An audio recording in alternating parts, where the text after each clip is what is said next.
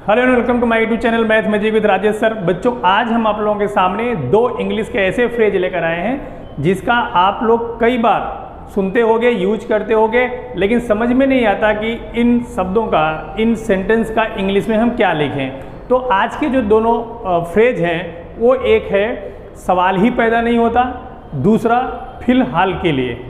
चलिए देखते हैं कि इनका उपयोग हम कैसे करते हैं। तो आप लोग देख रहे हो कि जो सेंटेंस है, माफ़ी मांगने का तो सवाल ही पैदा नहीं होता, तो इसको एग्जैक्ट इंग्लिश में जब ट्रांसलेट करोगे तो आपको लगेगा कि सवाल का क्या लिखेंगे, क्वेश्चन लिखेंगे, पैदा नहीं होता का बॉर्न लिखेंगे।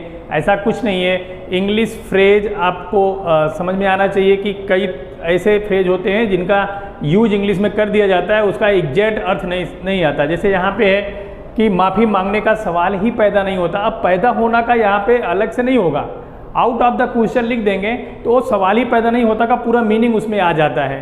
तो ये है माफ़ी मांगने का तो सवाल ही पैदा नहीं होता। To apologize is out of the question.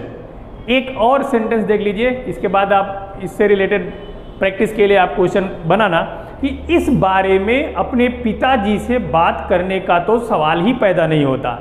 तो आप इसको वर्ब के फर्स्ट फॉर्म में आईएनजी लगा करके भी स्टार्ट कर सकते हो। जैसे talking to my father about it, मतलब अपने पिताजी से इसके बारे में बात करना। Talking to my father about it is out of the question.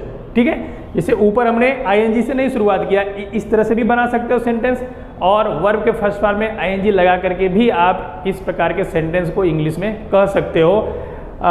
इस बारे में पिताजी से बात करने का तो सवाल ही पैदा नहीं होता।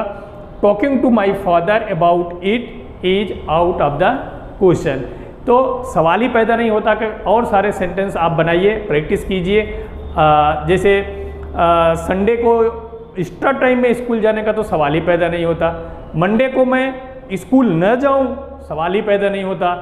मार्केट में नहीं जाऊंगा, तुम्हारे साथ मार्केट जाऊं, सवाल ही पैदा नहीं होता। इस तरह के बहुत सारे सेंटेंस आप बना करके प्रैक्टिस कीजिए। चलिए चलते हैं आज के दूसरे फ्रेज की तरफ, जो कि है फिलहाल के लिए। फिलहाल या फिलहाल के लिए, फॉर द टाइम बीइंग, इसका उपयोग कैसे करते हैं। एग्जाम्पल में आप देखोगे, पहला एग्जाम्पल है फिलहाल अभी मैं घर पर हूँ। दूसरा एग्जाम्पल है फिलहाल अभी मैं अपने दोस्त के साथ रह रहा हूँ। फिलहाल अभी मैं नहा रहा हूँ। फिलहाल अभी मैं पढ़ रहा हूँ। फिलहाल अभी मैं खाना खा रहा हूँ। फिलहाल अभी मैं टीवी देख रहा हूँ, बाहर नहीं जा सकता। इस तरह से फिलहाल या फिलहाल के लिए कैसे उपयोग करते हैं, आइए देखते हैं। तो इसका हम उपयोग कैसे करते हैं, चलिए उदाहरण के थ्रू हम आपको समझाने की कोशिश करते हैं, आपको अच्छे से समझ में आएगा। पहला एग्जाम्पल है फिलहाल अभी मैं घर पर हूँ। इस फिलहाल के लिए आप इंग्लिश वर्ड यूज करेंगे फॉर द टाइम बीइंग।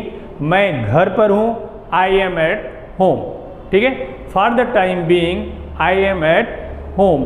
दूसरा एग्जाम्पल है फिलहाल या फिलहाल के लिए अभी मैं अपने दोस्त के साथ रह रहा हूँ। फिलहाल के लिए पहला शब्द यूज कर लीजिए फॉर द टाइम बीइंग, मैं अपने दोस्त के साथ रह रहा हूँ।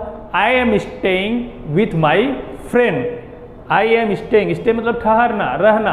I am staying with my friend. इस तरह से फिलहाल या फिलहाल के लिए 4-5 सेंटेंस की आप प्रैक्टिस कीजिए। जैसे फिलहाल मैं खाना खा रहा हूँ, फिलहाल अभी मैं क्रिकेट खेल रहा हूँ, फिलहाल अभी मैं टीवी देख रहा हूँ, फिलहाल मैं संडे के दिन तो स्कूल नहीं जा सकता। इस तरह से बहुत सारे सेंटेंस की आप प्रैक्टिस कीजिए। मस्त रहिए, गर्मी की छुट्टियों का एंजॉय कीजिए।